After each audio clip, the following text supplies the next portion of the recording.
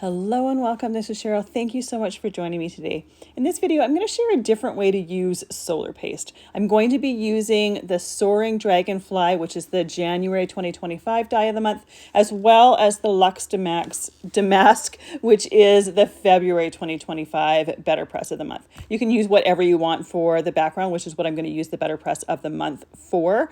But I love this Dragonfly for what I'm going to do with the solar paste. Now, this is a technique that I've shared before. I will link that video at the end of this one. I did it with the large Tim Holtz butterfly. I can't remember the exact name of the butterfly, but you'll see it in that video. So I'm going to take my solar paste. I have my body of my dragonfly put together here. I have the base of it die cut with Onyx Cardstock, and then the top pieces die cut with Cosmic Sky Cardstock. And I'm using both the Beluga as well as the Crocodile Tears solar paste. For on the body of that dragonfly, I'm using the Crocodile Tears, which is the green iridescent one. For the wings, I'm going to use both of them. So I have my Tim Holtz Media Mat on my glass surface here. I put a little dollop of each one of those solar pastes, and I use this Simon Hurley paste tool, the really big one, to create a really thin layer on my surface. Now, I went back and forth with that paste tool so that that blue and the green would kind of streak and blend together. And then I have my wings here die cut with the Onyx Cardstock, placed it on that wet solar paste and let that dry.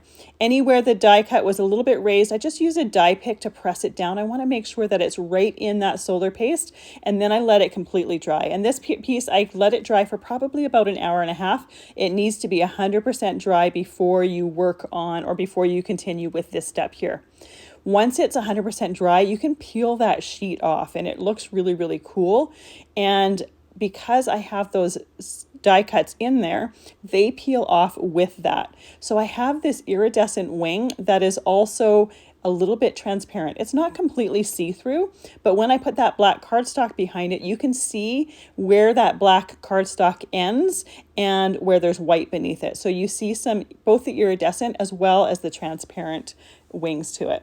I love this for these type of things simply because you get that transparency, but you also get that shine.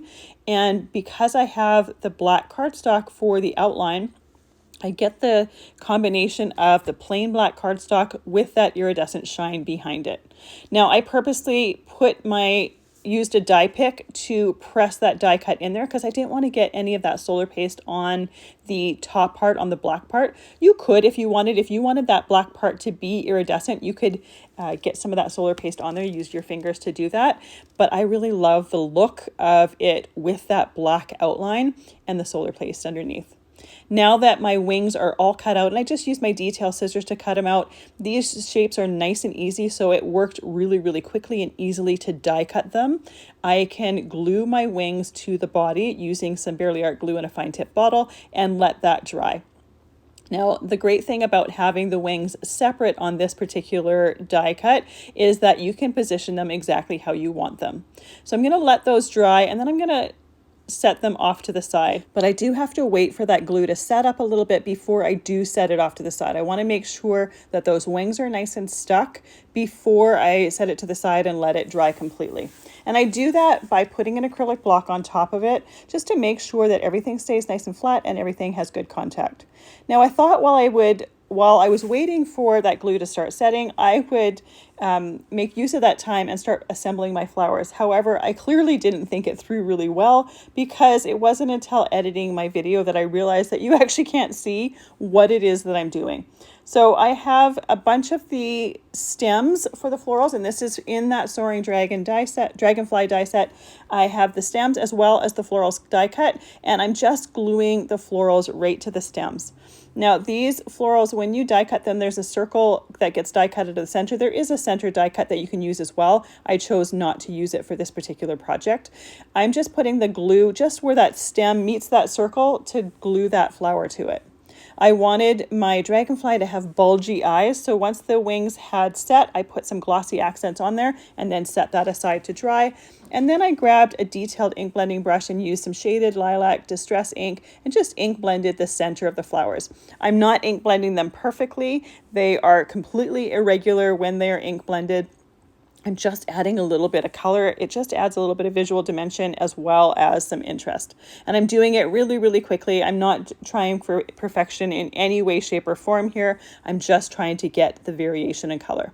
Because I already have to wait for that glossy accent to dry, I'm going to put some stickles in the center of my flowers, move them to the side, and let those dry as well. Now, while I'm waiting for those to dry, I might as well work on my background here. So I have that Luxe Damask BetterPress of the month from February 2025. This is actually a BetterPress registration set. So I put that registration template on my base. I tape it in place to make sure that it doesn't move. And then I put my plate down in the first spot where I want it to go. Now, I only want that pressed texture from this. I am using BetterPress cardstock, so I'm not using any ink in any way, shape, or form for pressing. I just want that texture. You could also use an embossing folder to get this, or even another BetterPress background plate. I just really love this Luxe Damask background and just wanted another reason to use it and wanted to see how it looked without using ink on those plates. So I'm going to place that plate. I put it in the first spot, put the top part to the base, run it through my Platinum 6 machine, then it moved it to the second position, did the same step, now moving it to the third position, putting the clear top to the base and running it through my Platinum 6 machine. And all this does is press that pattern into the paper. And it just looks really, really nice. So while I have my BetterPress out, I might as well create a sentiment for my card. This Luxe Damask set has a thank you sentiment, and I figured that was going to work perfectly for this particular card that I was going to create. I'm more focused on the technique with the dragonfly, so I wasn't really creating a card for a certain occasion. Thank you cards tend to go with whatever in general, tend to go with many different die cuts and many different things. So I thought thank you would work perfectly for this. So for my thank you sentiment, I did use some VersaMark ink and I'm embossing it with some black embossing powder. That black embossing powder is going to coordinate beautifully with the black on my my dragonfly wings, and I'm just going to tie that in together. And I plan to use a black mat around it as well. So all those black little pieces are going to coordinate well together. Once I've embossed that sentiment, I can use the coordinating die set to die cut it out. I'm using some Best Ever Craft tape just to tape that die in place, especially when I'm using it with sentiments and different pressed images. I like to tape that die in place just to make sure it's not going to shift and move on me while I do my die cutting. I chose to do an embossed background or embossed sentiment with this because I want the shine and the texture from that embossing powder. You could also just use black ink. If you're just interested in just the color, black ink would work as well. So before I move on to the next step, I'm taking my BetterPress background and I'm trimming it down to 4 inches by 5 1/4 inches. I just took 1/8 of an inch off of each side. Now I wanted to add some color to the background, so I'm using some Spellbinders large ink blending brushes and using some Bundled Sage Distress ink. What this is going to do is not only add color, but it's going to really bring that pattern out, but it's not going to be quite as dominant of a pattern as it would be if I had used ink on my press plates. So it's going to still be a little bit more subtle, but you're just going to see it a little bit more. This is a step that I could have completely eliminated and just left the cardstock plain as on its own, but I just thought it would look really nice to have a green background behind that dragonfly. I trimmed my mat down to 4 1/8 inches by 5 3/8 inches. I'm going to glue that to my A2 card base, so there's a little bit of a mat around that, and then I'm gluing my BetterPress background. And I love the look of that ink on there. I just think it really brings out the pattern, but again, not quite as prominent as if I were to add ink to that background. So once that's completely dry, my eyes are completely dry, I'm ready to start assembling my card. So I have all my flower bits here. I put my dragonfly where I want it to go on that card. Now I am just going to place my flower bits around there. I don't necessarily want them in a predictable pattern. I want it to look like the dragonfly is just perched on a cluster of flowers. So I'm going to place them underneath the dragonfly itself so I don't see the end of the stems, and then place other bits underneath those pieces. So it looks like a full cluster of flowers. I'm not seeing ends of those little flower bits. Now I had chosen to create several of these stems because I knew that I wanted to have this type of look to it. You could also do a bunch of these stems with different colors of flowers. I think that would look really, really nice as well.